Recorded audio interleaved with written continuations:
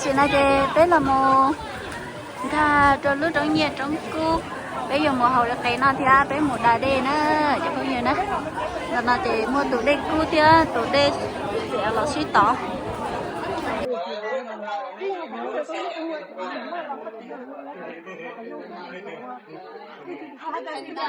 有了这种的了，有了这种病了吧？但是把什么没干净？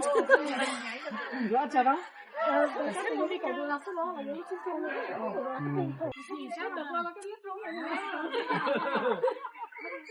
chị nói chị bé một đài đê nữa cho không nhiều nữa nó bé tôi to nữa là lo nè cái đi ta chị nói chị cô tu sao là thế ta chỉ mà xó nữa dây chuyền đơn trong là thế hả ta nói chị nếu mua tụi đây cũ thế tụi đây chè nó xịt tỏ chị bé dùng đài đê nào nè họ nói tin hành trình ta tỏ đà đà họ nói thế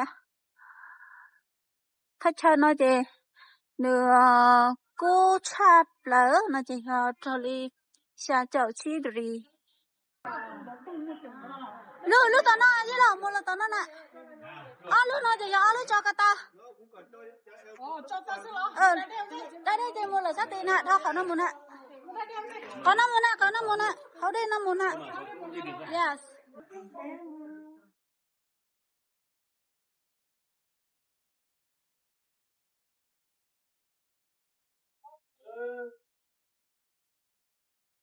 bên nói thì cô cho chậu chi gì nè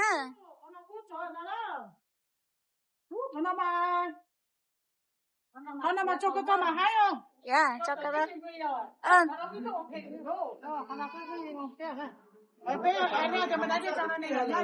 tao sẽ ra là đây không ạ có một giờ kia khó rồi chị cho chậu chi lần tháng như nữa nhưng mà tiếp tục qua tay tôi mà mất trong tài khoản rồi nè có cú thì có bên nào không còn nó cũ cho pa luôn này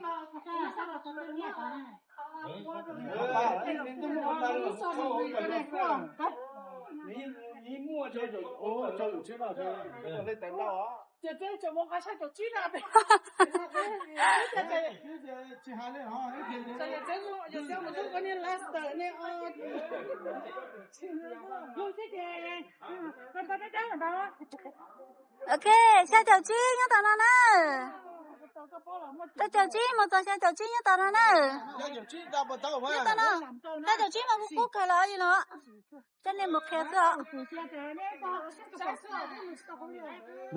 那下一次炒教育那个打狗背好聊天啊。nói chị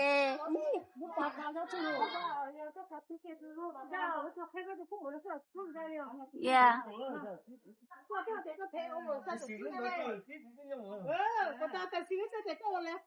còn nó hậu đó cái đó còn nó yeah còn nó cái tổ chức của bọn nó chỉ đâu đó học nó dùng cái đấy rất thích thú rồi nó chỉ sợ sệt cái hay hay mà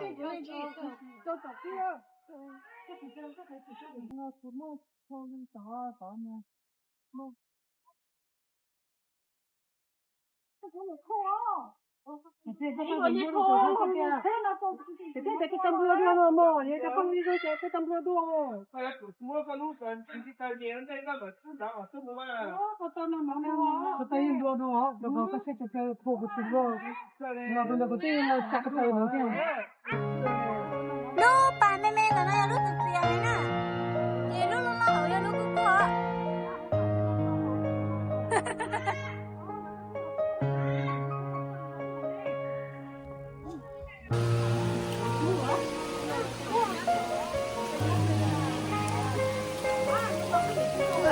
là nàng ở lo đi chụp bao nhiêu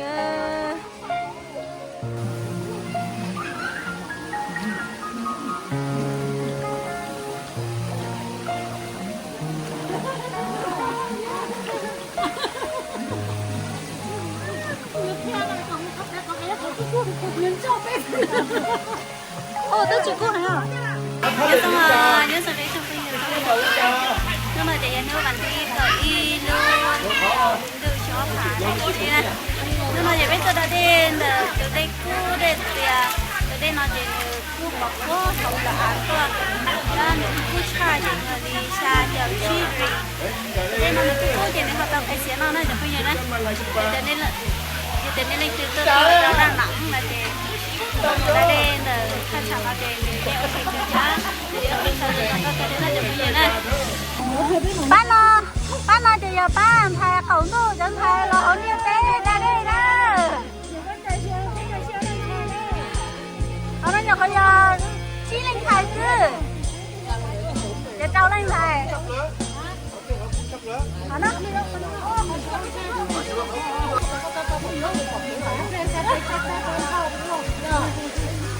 à cũng thay video sẽ vậy chả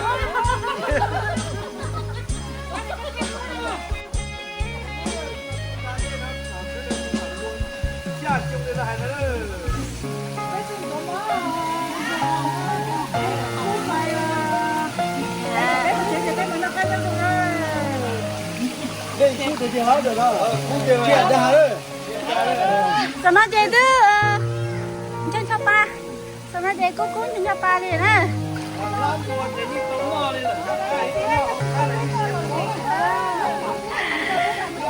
Yeah.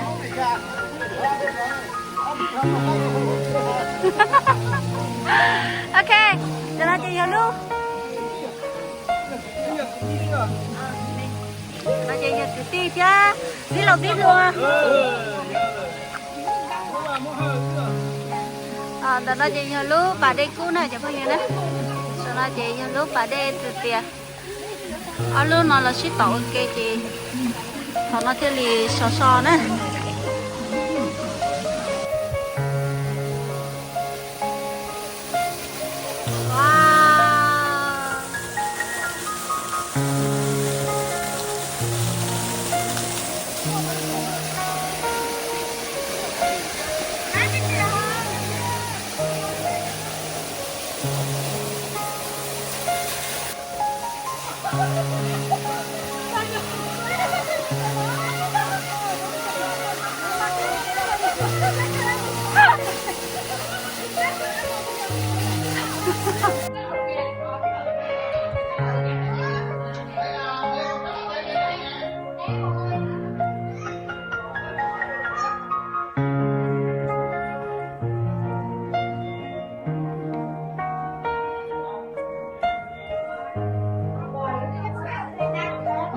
hiện tại, anh chứng chuyển họ đóng cửa lên hồ. Sau đấy chúng tôi tìm gặp đen nha. Là để bé ta tỏ nhớ sở rất đông nhiệt trong khu chứ. Bé tụi một học cái nó nè, chúng bây giờ nè. Đó nó chỉ nó ít lúc cái lùa lại xa sông nữa đó. Chị lấy từ phòng bán lùa nó chị tôi luôn.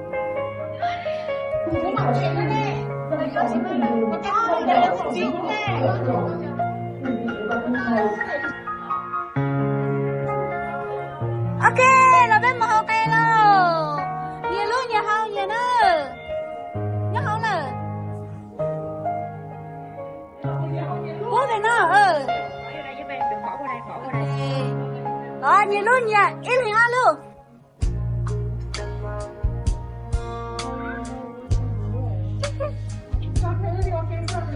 Nó bỏ vô một lần để mắm được. Ra để mọi người tự.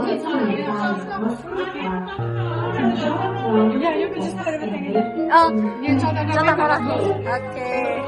Để cô mà đi cho tao bé ta đó nè. Cậu chi mà giờ này ngồi nào thì bé mà tao nói nè. Cậu chi mà giờ này ngồi nào thì bé mà tao nói nè. Ai như tao như sao để cho sao như. Để sẽ nói về bé tao mua học cái nào nè. Tao nói về nếu mua hot today ít từ cũ hay ít từ cái từ tiệc. Từ cũ nó về bé học học cái xe nào nè để bao nhiêu đấy. 跑冷箱的掉冷箱鞋的呀。 Đó nè. Cậu im không?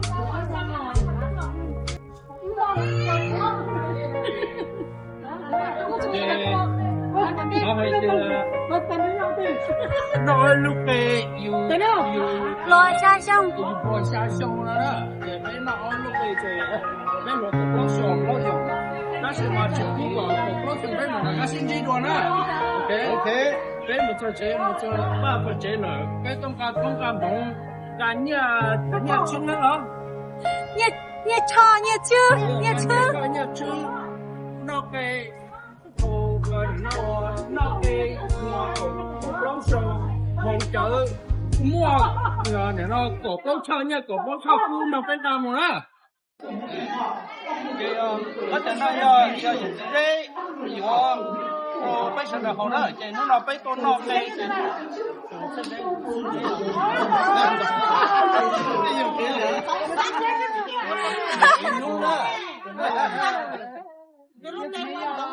giống xanh Nếu là nếu thì loài thì mấy cái này tôi phải dùng ơi cái này tao đi tụi những cái chỉ to đó xem mà tụi người tay nhá tụi nó cái những gì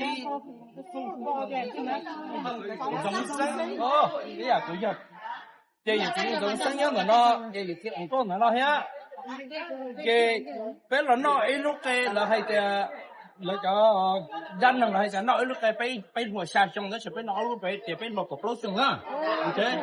Nó cái ta cho ba cho chế bay giờ lột cột lốp xuống,但是mà hư chế này chế này cái cũ, cái cho ba cho chế chỉ cứ là có to cột lốp thanh nhẹ, chỉ cứ là có to cột lốp là cũ đó, cái nhẹ cái cái nó cái nó cái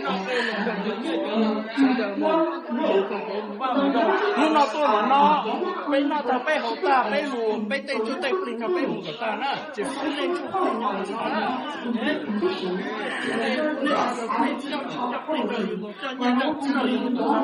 nó ok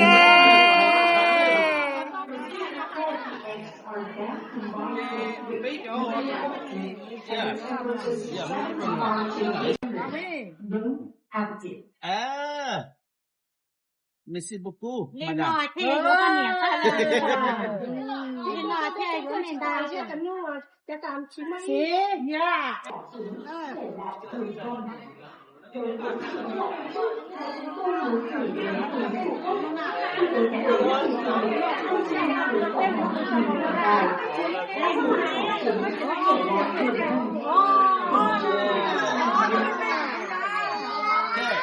mấy con ta đó này cái gì chỉ tôi đó mà này hầu là này cái gì tôi cũng không hiểu tính như tôi cũng nghĩ rằng tôi đến này tôi đã bỏ xin mà cái ta đã bỏ nó có cái mùa nó cho tao cái trái chủ cho tao cái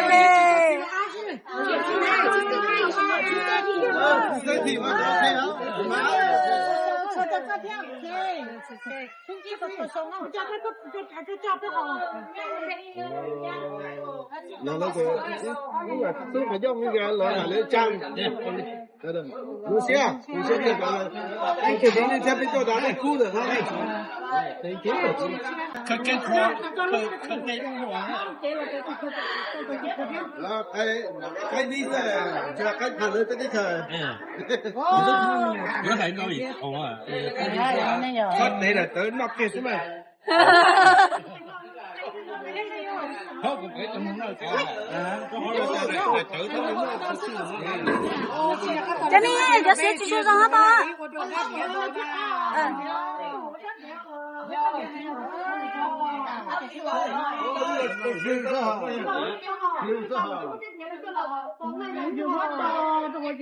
chắc là tôi sợ con trai nó tới còn kia chẳng có bốc cái đó cái nào đã có tới luôn luôn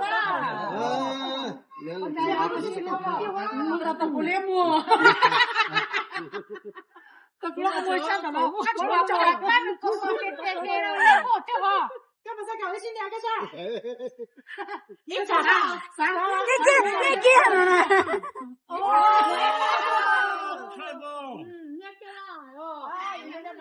估计到吧好估计到吧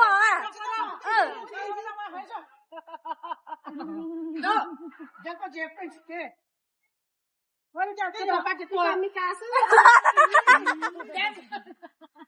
con mi cá sấu các kia đâu rồi估计到吧 nào ta chưa nói nên chúng tôi cùng nhé này chứ nó我就没有他地方啥。 tôi chẳng nhớ cái này nữa là cái tụi này nó đi rồi nó nó cho tụi có nó đã yêu chính con rồi tôi để bên phía ok bên bầu đó